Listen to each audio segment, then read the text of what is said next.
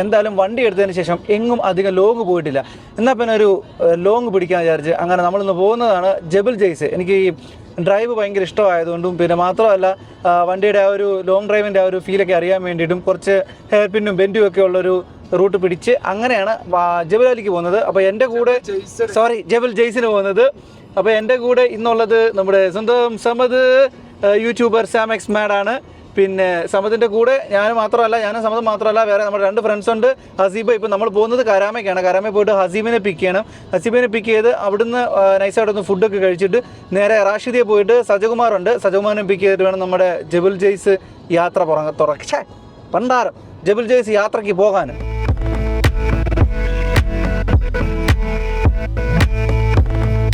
സമദേ എടാ എങ്ങനെയുണ്ടോ വണ്ടി ഓടിച്ചിട്ട്? വണ്ടി നല്ല ജ്യൂസിയാണ്, ടെൻഡറാണ്.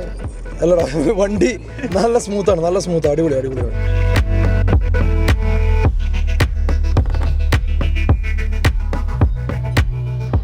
ഈ ബിൽഡിംഗ് ആണ് ഒരുപാട് റെക്കോർഡ് നേടിയ സബീൽ ബിൽഡിങ്. എന്ത് രസമല്ലേ? ആ ഒരു കാര്യത്തിലൊക്കെ മക്കളെ ദുബായ് കണ്ടുപഠിക്കണം. കൺസ്ട്രക്ഷനും അല്ലെങ്കിൽ ബിൽഡിങ്ങും കൊണ്ട് പണിഞ്ഞിറക്കി കൊണ്ടുവരുന്ന രീതി. ഇതേ ആ ബിൽഡിംഗ് കഴിഞ്ഞ് നേരെ കാണുന്നത് ദുബായ് ഫ്രെയിമാണ്. ഈ കാണുന്നതാണ് കരാമ, ദുബായിലെ കരാമ. ഒരുപാട് നിങ്ങൾക്ക് എല്ലാവർക്കും ഇപ്പോൾ അറിയാം, കരാമ ഭയങ്കര ട്രെൻഡാണ്. ദുബായിലെ കേരളം എന്ന് പറയും. ശരിക്കും മലയാളികൾ മാത്രമുള്ള മലയാളി കമ്മ്യൂണിറ്റിയാണ് ഈ പറയുന്ന കരാമ എന്ന് പറയുന്നത്. ഇവിടെ വന്നു കഴിഞ്ഞാൽ അതായത് നമ്മുടെ നാട്ടിൽ കിട്ടത്തില്ല, നാട്ടിൽ കിട്ടുന്നതിനേക്കാൾ നല്ല സൂപ്പർ ഫുഡുകൾ നമുക്ക് ഈ കരാമ വന്നാൽ കിട്ടും. ഇവിടെ കുറേ ഫേമസ് ആയിട്ടുള്ള ഇവിടെ കുറേ ഫേമസ് ആയിട്ടുള്ള ഹോട്ടലുകളുണ്ട്. ലൈക്ക് ആരാമം, മിക്കായിസ്, തലശ്ശേരി, അങ്ങനെ കുറേ. അതായത് ഇവിടെ ഈ പെരുന്നാൾ സമയത്തൊക്കെ ഈ കരാമ വന്നു കഴിഞ്ഞാൽ നൈറ്റ് ലൈഫ് എന്നൊക്കെ പറഞ്ഞാൽ ഭയങ്കര നൈറ്റ് ലൈഫാണ്. കാര്യം ഒരുപാട് വെറൈറ്റി ഫുഡുകളും അങ്ങനെയുള്ള കാര്യങ്ങളും എല്ലാം ഉണ്ട്. നമ്മുടെ മലബാർ സൈഡിൽ നിന്നുള്ള കുറേ ഫുഡുകളൊക്കെ ഉണ്ടാവും. ഈ കടന്നു വന്നാണ് ഹസീബ്. അസ്സലാമലൈക്കും. ഹലോ, എന്താണ്? സൂപ്പർ പോലെ നമ്മള്. അപ്പൊ ഓക്കെ ഹസീബ്, നമ്മൾ പ്ലാൻ ചെയ്ത ഒരു പരിപാടി നടക്കത്തില്ല. പ്ലാൻ ചെയ്ത പോലെ പരിപാടി നടക്കത്തുള്ളൂ. അപ്പൊ ഗൈസ്, എന്റെ പേര് സൽമാനുൽ ഹസീബ്, മലപ്പുറമാണ്. ഇതിൽ കൂടുതൽ ഞാൻ എന്താ പറയാ, ഇവിടെ പാർക്കോർ ട്രെയിനറാണ്. ബാക്കി നമ്മളിങ്ങനെ ഡാൻസർ എല്ലാം ഉണ്ട്. അധികം അങ്ങോട്ട് കയറി വരാത്തൊരു ഇൻഫ്ലുവൻസറാണ്. അപ്പൊ എന്റെ ചാനലൊന്ന് പരിചയപ്പെടുത്തിക്കോട്ടെ. എന്റെ ചാനലിന്റെ പേരെന്താ? മീ ട്രാവലിംഗ് എന്നടിച്ചാൽ മതി ഗൈസ്, കിട്ടും. അപ്പൊ വേണ്ടവരൊക്കെ ഒന്ന് വരിക. നമുക്ക് സദ്യ കഴിക്കാം അല്ലേ? കരാമ വന്നപ്പം സദ്യ കഴിച്ചില്ലെങ്കിൽ അതല്ലേ ക്രൗഡില് ക്രൗഡിലൊന്നും ഓഫർ ഉണ്ട്. എവിടെ? നല്ല വലിയ ഫിഷ് കിട്ടും. ആണോ? ഒന്ന് ആളുണ്ടാവും. കരാമയുടെ പ്രശ്നം പാർക്കിംഗ് ഭയങ്കര ദുരന്തമാടൂ. പ്രത്യേകിച്ച് അവധി ദിവസങ്ങളിൽ പാർക്കിംഗ് എന്ന് പറഞ്ഞാൽ ഭയങ്കര ദുരന്തം. അന്ന് പാർക്ക് ചെയ്തിട്ട് എവിടെയും കഴിക്കാം. നമുക്ക് സമയം കളയണ്ട, പെട്ടെന്ന് കഴിക്കാം. സോ അപ്പോൾ നമ്മള് നൈസായിട്ട് ക്രൗഡിൽ പോയിട്ട് അധികം വലിയ ക്രൗഡ് ഇല്ലാത്ത രീതിയിൽ നമ്മൾ കുറച്ച് ഊണൊക്കെ കഴിച്ചു. നല്ല സ്പെഷ്യൽ മീനൊക്കെ ഫ്രൈ ചെയ്ത് വെച്ചിട്ട് ഇന്ന് ഞങ്ങൾ ഡയറ്റൊക്കെ ഇങ്ങ് മാറ്റി വെച്ചിട്ടാണ് പരിപാടി ചെയ്തത്. ഹസീബേ, എങ്ങനെയുണ്ടോ ദുബായിയുടെ ജീവിതമൊക്കെ? ദുബായിയുടെ ജീവിതം അടിപൊളിയാണ്. സത്യം പറഞ്ഞാൽ നാട്ടിലേക്കായി അടിപൊളിയാണ് ദുബായ്. ദുബായിൽ സത്യം എത്ര സത്യമാണ് ഞാൻ പറയാം. മഴയില്ല, മഞ്ഞില്ല എന്നുള്ള മഞ്ഞുണ്ട്, മഴയില്ലാത്ത പ്രശ്നമുണ്ട്. ഞാൻ എൻ്റെ ഫ്രണ്ട്സിനോടും എല്ലാവരോടും പറയുന്നതാണ്, നിങ്ങൾ ജീവിതത്തിൽ എക്സ്പീരിയൻസ് ചെയ്യണമെങ്കിൽ, അതായത് അനുഭവിക്കണമെങ്കിൽ, നിങ്ങളുടെ ജീവിതത്തിൽ എന്തെങ്കിലുമൊക്കെ കാര്യങ്ങൾ നിങ്ങൾ ജനിച്ചു കഴിഞ്ഞതിന് ശേഷം ചെയ്യണമെന്ന് ആഗ്രഹിക്കുന്നുണ്ടെങ്കിൽ നിങ്ങളെ ഹോം ടൗൺ വിട്ടിട്ട് പുറത്തേക്ക് പോകണം. അത് ഞാൻ എല്ലാവരോടും പറയുന്നതാണ്. നമ്മൾ ജനിച്ചു, നമ്മുടെ നാട്ടിൽ ജീവിച്ചു, മരിച്ചു, മക്കളായി, കല്യാണം കഴിച്ചു, കാര്യങ്ങളൊക്കെ ആയി. അതില് അത് തന്നെ നമ്മള് പറയുന്നത് നിങ്ങൾ ദുബായിലേക്ക് വരണമെന്നല്ല, പുറത്തേക്ക് എവിടെങ്കിലൊക്കെ പോയിട്ട് ലോകം കാണണം, ലോകത്ത് മനസ്സിലാവണം. ഒറ്റ ജീവിതമേ ഉള്ളൂ. ഒറ്റ ജീവിതത്തിൽ രാജാവിനെ പോലെ ജീവിച്ചു മരിക്കണം. എന്താണ് നിന്റെ പേര്? Mallu okay. Me travelling, Instagram, YouTube, ഹസീബിന്റെ ചാനൽസ് ഒക്കെ എല്ലാവരും ഫോളോ ചെയ്യുക, സബ്സ്ക്രൈബ് ചെയ്യുക. അങ്ങനെ ഞാൻ ഡ്രൈവിംഗ് സീറ്റിൽ നിന്ന് മാറി നമ്മുടെ സജകുമാർ വന്നിട്ടുണ്ട്.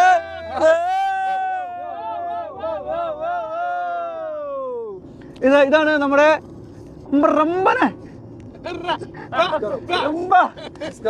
സജകുമാറെ, ഇതാണ് നമ്മുടെ ഇത് സജകുമാർ, ദുബായിയുടെ റിയൽ എസ്റ്റേറ്റ് ടൈക്കൂണാണ്. കൂണാണ്. കുറച്ച് തയ്യായി വരുന്നുണ്ട്.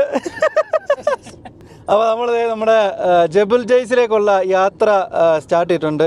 ഇതാണ് നമ്മൾ ചോദിച്ച് വന്ന നമ്മുടെ സ്വന്തം വെയ്സ്. ഫ്രണ്ടിൽ T2 എന്ന് പറഞ്ഞൊരു വണ്ടി പോയപ്പോൾ ഇത് കണ്ടില്ല, ചൈനക്കാരനാണ്, കാണാൻ പറ്റുമെന്ന് എനിക്കറിയില്ല. അതാണ്ട് ഈ ഫ്രണ്ടിൽ പോകുന്ന വണ്ടിയില്ലേ, അപ്പോൾ ഈ T2 പോയ സമയത്ത് ഞങ്ങളിങ്ങനെ ഓരോ വണ്ടിയുടെ കാര്യം പറയപ്പം ലാസ്റ്റ് നമ്മളിപ്പോൾ ഹൈ ട്രെൻഡായിട്ട് നടക്കുന്ന മറ്റേ ടാറ്റ അരിയറിൻ്റെ നമ്മുടെ പാഞ്ചാലിമേട് ചെയ്ത ഒരു പരസ്യത്തിൻ്റെ കാര്യം പറഞ്ഞുകൊണ്ടിരുന്നത്. നീ എന്ത് പറയുന്നത് പറഞ്ഞു ആ കൂട്ടത്തിൽ അന്നേരം അസീബിൻ്റെ അഭിപ്രായം എന്താ പറഞ്ഞ്? ഒരു രക്ഷയില്ലാത്ത പരസ്യമായിരുന്നല്ലേ അത് സിനിമ ഷൂട്ട് ചെയ്ത പോലെ. എടാ സിനിമയല്ല, വണ്ടിയുടെ ഫീച്ചേഴ്സ് ഉണ്ട്, എൻജാതി വണ്ടിയുടെ. പക്ഷേ ഇതിനെയല്ല നമ്മൾ ഈ EV ഇത്രയും കാര്യം പറഞ്ഞപ്പോഴും നമ്മൾ പറഞ്ഞു ടെസ്ലയുടെ വണ്ടി ഇപ്പം BYD ഇറങ്ങിയിട്ട് ടെസ്ലയെ ബീറ്റ് ചെയ്തു എന്ന് പറഞ്ഞു. അപ്പോഴും ഇതൊന്നും അംഗീകരിക്കാതെ ഒരാൾ വിട്ടിട്ടുണ്ട്, ടൊയോട്ടയുടെ സ്വന്തം മാനേജർ. എന്താണ് അംഗീകരിക്കാത്തത്? ഞാൻ അംഗീകരിക്കാത്തല്ല, ഇത് ഈ വണ്ടി EV മെയിനായിട്ട് ഇപ്പൊ ബാറ്ററി ആണല്ലോ. അതെ, ബാറ്ററി ശരിക്കും എന്താ വെച്ചാൽ ഈ ഒന്നില്ലെങ്കിൽ ബാറ്ററി കൂടുന്തോറും ശരിക്കും പ്രകൃതിക്ക് കേടാണത്, ഒന്നാമത്തെ കേസ്. പിന്നെ അതുപോലെ തന്നെ ഇനിയിപ്പോ പ്രോസസ്സും ശരിക്കും ഇതാണ് ബാറ്ററി വണ്ടിയുടെ ഇത്. ഇനി അത് കൂടാതെ നമുക്ക് എന്താ പറയുക വെച്ചാൽ ഇനിയിപ്പോ ഹൈഡ്രജന്റെ കാലഘട്ടം, ഹൈഡ്രജൻ വണ്ടികൾ ഇറങ്ങാൻ തുടങ്ങും. ഹൈഡ്രജൻ വണ്ടികൾ വരുന്നുണ്ട്. അപ്പൊ ഹൈഡ്രജൻ വണ്ടി ടൊയോട്ടയുടെ വരുന്നില്ല, ഹൈഡ്രജൻ വണ്ടി വരുന്നുണ്ട്. അപ്പൊ ഹൈഡ്രജൻ വണ്ടി വന്നിട്ട് EVയുടെ ഡിമാൻഡ് ഒന്നും കൂടി കുറയും. ഇലക്ട്രിക് വണ്ടികൾ അധികം കാലം നിൽക്കൂലെന്ന് പറഞ്ഞു വരുന്നില്ലേ? അതെ, നമുക്ക് പറയാൻ പറ്റില്ല അതെങ്ങനെയാന്ന്. വേടൻ എടാ ഇപ്പോഴേ ഈ വേടനെ കുറിച്ച് ഭയങ്കര അഭിപ്രായങ്ങളും നെഗറ്റീവും പോസിറ്റീവും ഒക്കെ വരുന്നുണ്ടല്ലോ. അസീബ് ഒരു സംഗീതാസ്വാദകൻ എന്ന നിലയിൽ അസീബിന് എന്താണ് പറയാനുള്ളത്? നമുക്കൊരു കാര്യം ചെയ്താലോ, നമുക്ക് റിപ്പോർട്ടർ കളിക്കാം. ഞാൻ അരുൺകുമാർ. അല്ല ഞാൻ പറയട്ടെ, അവനൊരു ആർട്ടിസ്റ്റ് ആണ്. അവന് ചിലപ്പോ പ്രഷറിന്റെ പുറത്ത് അല്ലാന്നുണ്ടെങ്കിൽ കൂടുതൽ ആൾക്കാർ ഇതൊക്കെ ചെയ്യണം. പക്ഷെ പിന്നെ അത് മാത്രല്ല, അത് ഇവന്റെ എന്താണ് ബെഡ്റൂമിൽ നിന്ന് കിട്ടി എന്നുള്ളത്. ബെഡ്റൂം അല്ല, അവരത് ഹോട്ടലിൽ നിന്നൊക്കെ കയറി എടുത്തുള്ളത്. എത്രയോ ഗ്രാം എന്തോ ആണ്, അത് വളരെ കുറവാ. അത് ചിലപ്പോ അവൻ പക്ഷേ എടാ ഗ്രാമായാലും എത്ര ഗ്രാമായാലും സാധനം തന്നെയാണ്. പിന്നെ ഇതെന്താ പറയുന്നത്, ഈ കഞ്ചാവ് അല്ല കിട്ടിയത് കഞ്ചാവാണല്ലോ. അതെ, ഡൗട്ടില്ലല്ലോ അതില്. അതെ അതെ. പിന്നെ വലിക്കാൻ വേണ്ടി ഒരാളും 1 കിലോനൊന്നും കൊണ്ടു നടക്കാറില്ല. സഞ്ചിയില് 1 കിലോ പഞ്ചസാര വാങ്ങണ പോലല്ല ഈ സാധനം വാങ്ങിക്കൊണ്ട് പോവാ. ഒരു ദുശീലും ഇല്ലാത്ത ഒരാളും ഇല്ല. പിന്നെ അത് മാത്രല്ല, അവനൊരു ആർട്ടിസ്റ്റാ, അതും ഫേമസ് ആയിട്ടുള്ള ഒരു ആർട്ടിസ്റ്റ്. ഓക്കെ, അവന് അതിന്റേതായിട്ടുള്ള പ്രശ്നം. ഫേമസ് ആണെങ്കിലും നമ്മൾ കാണിച്ചു തെറ്റല്ലേ? അതെ അതെ, അത്രേ ഉള്ളൂ. അവനെന്നെ പറയണ്ടല്ലോ, ഇത് മക്കളെ ഒരു വീഡിയോയിലുണ്ടാവും പറയണത്, മക്കളെ ഇതൊന്നും ഉപയോഗിക്കരുത്, ഇതിങ്ങനെ ഇതിന് കുറെ പ്രശ്നങ്ങളുണ്ട്. മക്കളെ സിന്തറ്റിക് ഒന്നും ഉപയോഗിക്കില്ല കേട്ടാന്ന് പറഞ്ഞു. പക്ഷെ അവൻ ഉപയോഗിച്ച് നാച്ചുറലാന്ന് പറഞ്ഞു എടുത്തുന്നു. അങ്ങനെ അവൻ ഉപയോഗിക്കാൻ വേണ്ടി കഞ്ചാവ് നാച്ചുറലാണ്. പക്ഷെ മക്കളെ സിന്തറ്റിക് ഒന്നും യൂസ് ചെയ്യരുത് അങ്ങനെ പറയുന്നത്. ആയിക്കോട്ടെ, അതായിക്കോട്ടെ. ഇത് മറ്റൊരാൾ ഉപയോഗിക്കണം എന്ന് പറഞ്ഞിട്ട് അവൻ സ്റ്റേജിലോ എവിടെ എടുത്ത് പറഞ്ഞിട്ടൊന്നുമില്ല. ഇനിയിപ്പോ കള്ളു കുടിക്കാൻ തന്നെ അവൻ ആരോടും പറഞ്ഞില്ല. ഞാൻ പറഞ്ഞു വരുന്നത് എന്താ വെച്ച് കഴിഞ്ഞാല്, അവനൊരു ആർട്ടിസ്റ്റാണ്, അവൻ അതിൻ്റെതായിട്ടുള്ള പ്രഷറും ഒന്നും താങ്ങാൻ പറ്റാണ്ടാവുമ്പോ കുറച്ച്. അപ്പോ നീ പറയുന്നത്, ഞാൻ അരുൺകുമാറോട്ടെ, അപ്പോ ഹസീബ് പറയുന്നത് പ്രഷർ വന്നാൽ എന്ത് ചെയ്യാനാണോ? അല്ല, ഇന്നലെ ഞാൻ വിനായകന്റെ സ്റ്റേറ്റ്മെന്റ് ഉണ്ട്. അതായത് ജീവിതത്തിൽ മുഴുവൻ കള്ളു കുടിച്ചിട്ട് ഒരു സ്റ്റേജിൽ ഒത്തിരി അത് നിർത്തിയിട്ട് അതിനെ കുറിച്ചിട്ട് കള്ളു കുടിക്കുന്ന പാപമാണെന്ന് പറയല്ലേ. അത് സലീംകുമാർ അതെ സലീംകുമാർ പറഞ്ഞു, മനസ്സിലായ. പിന്നെ ഇതിന്റെ ഒക്കെ പുറമെ ബ്രോ, ഈ സാധനം ഉപയോഗിച്ചിട്ട് മറ്റുള്ളവർക്ക് ഉപദ്രവം ആവുമ്പോഴാണ് ഇതിന്റെ ദോഷഫലങ്ങൾ വരുന്നത്. അതല്ലാണ്ട് ഇത് ഉപയോഗിച്ച് വീട്ടിൽ കിടന്നുറങ്ങുന്നവന് എന്താ ബുദ്ധിമുട്ടുള്ളത്? അത് മറ്റുള്ളവരെങ്ങനെ ബാധിക്കണത്? അത് അവന്റെ ഹെൽത്തും അത്ര. നീ അത് പറയരുത്. നാട്ടിലുള്ള കൊച്ചു പിള്ളേരെല്ലാം ഈ സാധനം എല്ലാം വരച്ചു കയറ്റിട്ട് എന്തോരം പിന്നെ ക്രിമിനൽ ഒഫൻസുകളാണ് നടക്കുന്നുള്ളതുണ്ട്. നമ്മൾ പറയുമ്പോൾ കുറച്ചൊക്കെ സാമൂഹിക പറഞ്ഞു. മുമ്പ് പറഞ്ഞൊരു ഇതുണ്ട്, വേടനൊരു ആർട്ടിസ്റ്റ് ആണെന്ന്. ഈ എല്ലാ ആർട്ടിസ്റ്റുകളും ഈ സാധനം ലഹരി ഉപയോഗിച്ചിട്ടാണോ? ഞാൻ അവനെ മൊത്തത്തിൽ ന്യായീകരിക്കല്ല, പക്ഷെ അവനക്ക് അവൻ്റെതായിട്ടുള്ള കാരണങ്ങളുണ്ടാവും ഇത് ഉപയോഗിക്കാനും ഉപയോഗിക്കാതിരിക്കാനും. അവൻ ഉപയോഗിച്ചെന്ന് നമുക്കിപ്പോഴും കറക്റ്റായിട്ട് പറയാൻ പറ്റില്ല. അവന് പ്രൂഫ് ഉണ്ടോ അതിന്? എന്തേലും അതിന്റെ ബ്ലഡ് എന്തേലും അതിലും വലിയൊരു സ്റ്റേറ്റ്മെന്റ് ഇല്ലല്ലോ. അല്ലെങ്കിൽ അവൻ അതിനെ ഒരു പിന്നല്ലാണ്ട് അയാള് ആ ആള് അത് ഇതാക്കണ്ടേ, എന്താണ് പറയാ, ഇവാലുവേറ്റ് ചെയ്യണ്ട ആ കേസ്. എന്നിട്ടൊക്കെ നമുക്ക് പറയാൻ പറ്റുള്ളൂ ഇയാൾ കുറ്റവാളിയാണ് എന്നുള്ളത്. അതുവരെ ഒരു ആർട്ടിസ്റ്റ് സ്റ്റേജിൽ നിന്ന് ചെയ്യാത്ത കാര്യങ്ങൾ അവൻ പേഴ്സണലി അവൻ ചെയ്യുന്ന കാര്യത്തിൽ ആൾക്കാർ ഇത്ര ബോധമുള്ള കാര്യമില്ല. അവന്റെ ഹോട്ടൽ റൂമിൽ ആരും കാണണ്ടാവില്ല, ലഹരി ഉപയോഗിക്കുന്നത് അത് അവന്റെ പേഴ്സണൽ കാര്യം. ഓക്കെ, നിയമം ഉണ്ട്, സംഭവം ഉണ്ട്, എല്ലാവരും നിയമം ഫോളോ ചെയ്യേണ്ട കാര്യമൊക്കെ തന്നെയാണ്. പക്ഷേ ഈ റോൾ മോഡൽ എന്നുള്ള സംഭവത്തിലൊക്കെ നമ്മൾ നമ്മുടെ വീടിനകത്ത് ഡോർ അടച്ചിട്ടിട്ട് എന്താ ചെയ്യുന്നത് എന്നുള്ളതിനെ പറ്റിയിട്ട് ആൾക്കാർ അന്വേഷിച്ച് അതുപോലെ അവർ ജീവിതത്തിൽ പകർത്തുന്നൊന്നുമില്ല. ഇവൻ സ്റ്റേജിൽ നിന്നിട്ട് വലിക്കുന്നുണ്ടോ എങ്കിൽ അത് റോങ് ആണ്, ആൾക്കാർ കണ്ടുകൊണ്ടിരിക്കുന്നുണ്ട്. അതാണ് എൻ്റെ അഭിപ്രായം. പിന്നെ അഖിൽ ബ്രോ പറഞ്ഞ കുട്ടികളൊക്കെ ഉപയോഗിക്കുന്നുണ്ടെന്ന്, അതൊക്കെ തെറ്റാണ്.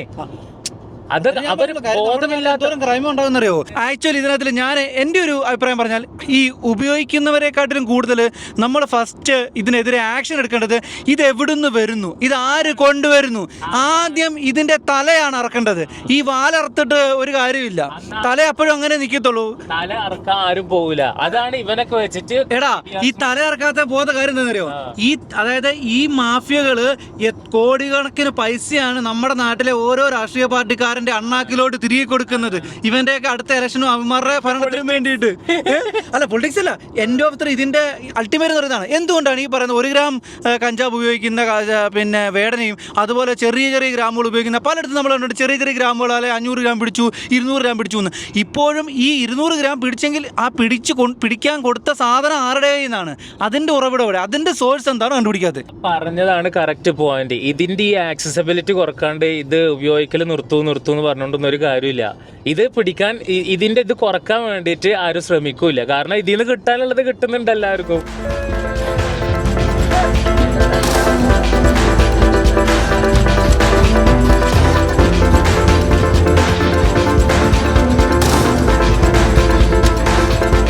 സോ അങ്ങനെ നമ്മൾ ജബൽ ജയ്സിലേക്കുള്ള യാത്രയുടെ ഇടയിൽ ചെറുതായിട്ട് പ്ലാൻ ഒന്ന് സ്വിച്ച് ചെയ്തിട്ട് നമ്മളിപ്പം അൽറംസ് എന്ന് പറഞ്ഞൊരു സ്ഥലത്തോട്ട് നിന്ന് പോകുന്നത് നമ്മൾ സജകുമാർ സജഷൻ ചെയ്തൊരു പ്ലേസാണ്. അപ്പോൾ അവിടെ പോയിട്ട് അവിടുന്ന് നേരെ നമ്മൾ ജബൽ ജയ്സിലോട്ട് പോകാമെന്നുള്ളൊരു ധാരണയിലൂടെയാണ് നമ്മളിപ്പോൾ പോയിക്കൊണ്ടിരിക്കുന്നത്.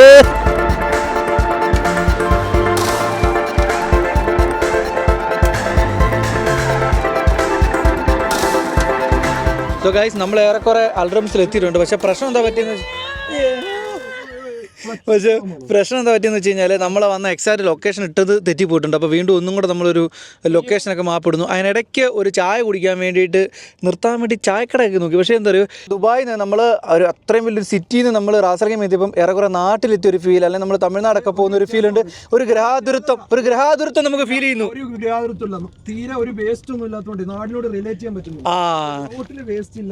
അത് സത്യം കേട്ടോ. സമത് പറഞ്ഞ ഒരു കാര്യം സത്യമാണ്. തമിഴ്നാടുമായിട്ട് ഞാൻ ഉപമിക്കുമ്പം അല്ലെങ്കിൽ നാടുമായിട്ട് ഉപമിക്കും ഒരു കാര്യം പറയാലോ, നാടിൻ്റെ ഒരു ഫീൽ ഉണ്ട്. 2 സൈഡിലും മരങ്ങൾ കാര്യങ്ങളൊക്കെ ഉണ്ടെങ്കിൽ പോലും വേസ്റ്റ് ഇല്ല. അതായത് നാട്ടിൽ പോയി കഴിഞ്ഞാൽ ഫുള്ള് വേസ്റ്റ് ആണ്. ഇവിടെ എന്ന് പറഞ്ഞാൽ വേസ്റ്റ് ഇല്ല, അത്ര ക്ലീൻ ആണ്.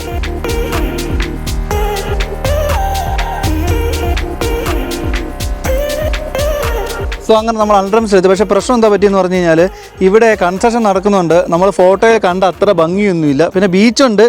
സമത് റെഡി ആയിട്ട് ഇറങ്ങി വരുന്നുണ്ട്. സമതേ എങ്ങനെയുണ്ടാ? അടിപൊളി വൈബ്, നല്ല വൈബ് അല്ലേ? നല്ലൊരു മൂഡുണ്ട് എന്തോ പോലെ. ഒരു ചായക്കടയുടെ ഇതാണ് ഞങ്ങളുടെ ഉണങ്ങിയ ഷാരൂഖ് ഖാൻ. അപ്പൊ ഗായ്സ്, നമ്മളിതാ സ്ഥലത്തെത്തി.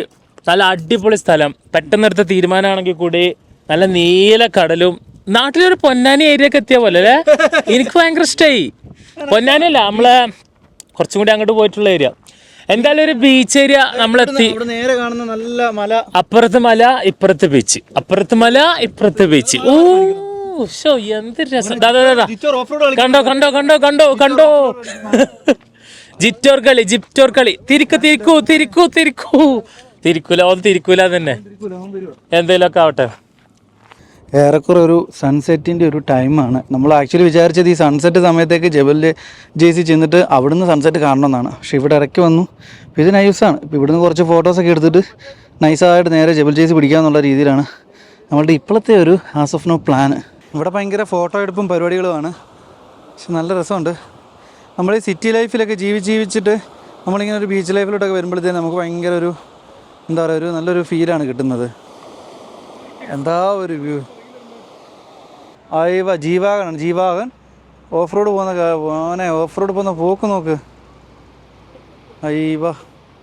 ശരിക്കും ഇപ്പോൾ UAE നല്ല ചൂട് സമയമാണ്. പക്ഷേ എന്നാൽ ഇവിടെ വന്ന് നിൽക്കുമ്പോൾ നമുക്ക് അത്രയും ഒരു ചൂട് നമുക്ക് ഫീൽ ചെയ്യുന്നില്ല.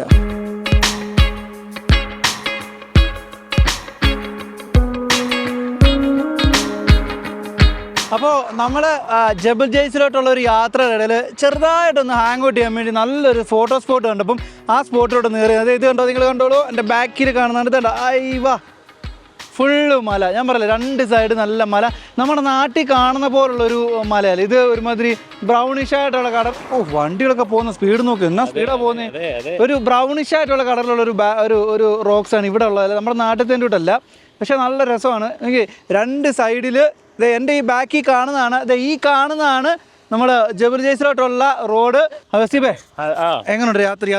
അടിപൊളി. പ്രത്യേകിച്ച് നമ്മൾ കുറച്ചും കൂടി വന്നു കഴിഞ്ഞാല് മലകൾ നല്ല ചുവന്നല്ല മഞ്ഞായി, നമ്മുടെ നാട്ടിലുള്ള പോലെ കറുത്ത മലയല്ല, അല്ലല്ല ബ്രൗൺ. ഓക്കെ, അതിങ്ങനെ സൈഡിൽ കൂടി പോകും. അതിങ്ങനെ എനിക്ക് തോന്നറിയോ, നമ്മുടെ ഈ ഹംപി അങ്ങനെയുള്ളടത്തൊക്കെ ഈ മറ്റേ ആർട്ടിഫിഷ്യൽ ആയിട്ട് മറ്റേ ഗോപുരങ്ങളൊക്കെ പണിഞ്ഞു വെക്കത്തില്ലേ, അതേപോലുള്ള സാധനമാണ് ഈ കാണുന്നത്. ഹംപിയിലേക്ക് ഞാൻ പോയിട്ടില്ല എന്നുണ്ടെങ്കിലും പ്രകൃതിയുടെ ഒരു വേറൊരു ടെക്സ്ചർ ശ്രദ്ധിച്ചാ കൊത്തുപണി. അതാ ഞാൻ പറഞ്ഞത്. അതായത് നമ്മൾ ഈ തമിഴ്നാട്ടിലൊക്കെ പോകുമ്പോ ഈ അമ്പലങ്ങളിലൊക്കെ ഗോപുരങ്ങളൊക്കെ ഇതുപോലെ കൊത്തുപണിഞ്ഞ് വെക്കുന്ന പോലുള്ള ഭയങ്കര രസം. അതായത് ഇത് അത്ഭുതപ്പെടുന്ന നാച്ചുറൽ സാധനമാണെന്നുള്ളതാണ്. കിടുക്കാച്ചി വ്യൂസ് എന്ന് പറഞ്ഞാൽ കിടുക്കാച്ചി വ്യൂ ആണ് മോനെ. ഒരു രക്ഷയില്ലാത്ത വ്യൂ എന്ന് വെച്ചാൽ ഒരു രക്ഷയില്ലാത്ത വ്യൂ. ഞാൻ എപ്പോഴും പ്രിഫർ ചെയ്യുന്നത് റോഡ് ട്രിപ്പുകളാണ്. കാര്യം ഞാൻ ഇഷ്ടപ്പെടുന്നതും റോഡ് ട്രിപ്പുകളാണ്. കാര്യം ഈ റോഡ് ട്രിപ്പ് പോയി കഴിയുമ്പം നമുക്ക് ഒരുപാട് എക്സ്പ്ലോർ ചെയ്യാൻ പറ്റും. നമ്മുടെ സമയത്തിന് നമ്മുടെ കൺവീൻസിങ് ആയിട്ട് നമുക്ക് ട്രിപ്പ് പ്ലാൻ ചെയ്ത് നമുക്ക് നിർത്തിയെടുത്ത് നമുക്ക് സെൽഫി ഒക്കെ എടുത്തൊക്കെ പോകാൻ പറ്റും. റോഡ് ട്രിപ്പുകൾ എപ്പോഴും പോകണം. നമ്മൾ ഈ ഫ്ലൈറ്റിലൊക്കെ പോയിട്ട് കുറേ ട്രാവൽ വ്ലോഗൊക്കെ ചെയ്തിട്ട് ചെയ്യുന്നുണ്ടൊരു കാര്യം. നമ്മൾ റോഡിലൂടെ പോയിട്ട് നമ്മൾ വണ്ടിയൊക്കെ ഓടിച്ച് ആ ഒരു ഫീൽ അറിഞ്ഞ് കാഴ്ചകളൊക്കെ കണ്ട് ഒരുപാട് എന്താ പറയുക, നമ്മൾ പുതിയ പുതിയ വ്യക്തികളെയൊക്കെ കണ്ട് സംസ്കാരങ്ങളൊക്കെ കണ്ട് അങ്ങനെ ഒരു ലൈഫിൽ നമ്മൾ എക്സ്പ്ലോർ ചെയ്ത് പോകണമെങ്കിൽ എപ്പോഴും റോഡ് ട്രിപ്പ് പോകുന്നത് തന്നെയാണ് നല്ലത്. നമ്മളിപ്പോൾ ഹെയർ പിന്നുകളൊക്കെ സ്റ്റാർട്ട് ചെയ്ത് തുടങ്ങി. ഹെയർ പിന്നുകളൊക്കെ ഇങ്ങനെ കയറി രണ്ട് സൈഡിലും മലയുടെ ആ ഒരു ആംബിയൻസിൽ നമ്മളിങ്ങനെ ഹെയർ പിന്നൊക്കെ കയറി പോകുന്ന ആ ഒരു ഇപ്പം ഇതുപോലെ നമ്മൾ എ സി ഒക്കെ ഓഫ് ചെയ്തു. നമ്മൾ ശരിക്കും പറഞ്ഞാൽ ഇവിടെ സമ്മർ സമയമാണ്. ഞങ്ങൾ എ സി ഒക്കെ ഓഫ് ചെയ്തിട്ട് നമ്മൾ വിൻഡോ ഒക്കെ തുറന്നിട്ടിട്ട് ആ ഒരു കാഴ്ചകളൊക്കെ കണ്ട് പോകുമ്പോൾ കിട്ടുന്ന ഒരു ഫീല് മോനെ. നമ്മളിപ്പോൾ ഒരു കോഫി ഷോപ്പാണെന്ന് തോന്നുന്നു. കോഫി ഷോപ്പിലോട്ട് കയറുവാണ്. നിങ്ങൾ ഈ വ്യൂ ഒന്ന് കണ്ടു നോക്ക്. എൻ്റെ പുറകിലുള്ള ഇത് കണ്ടോ, ഇതെൻ്റെ ചുറ്റും ഞാൻ 360 എടുത്ത് നിങ്ങളെ കാണിച്ചാൽ ഇത് കണ്ടോ മോനെ. വേറെ ലെവലാണിത്. ഇതിന് തൊട്ടടുത്തുണ്ടോ നമ്മൾ കയറി വന്ന റോഡാണ് ഈ തൊട്ട് താഴെ കാണുന്നത്.